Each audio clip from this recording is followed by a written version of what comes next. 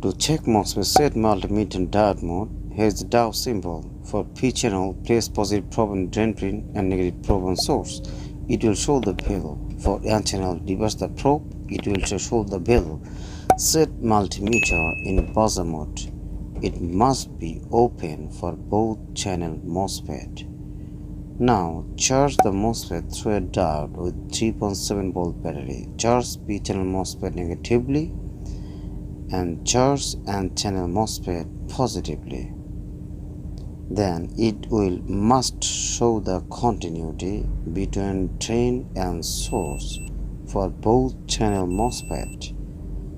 Having discharged the gate, it must be open for both channel Mosfet. Please hit a like button.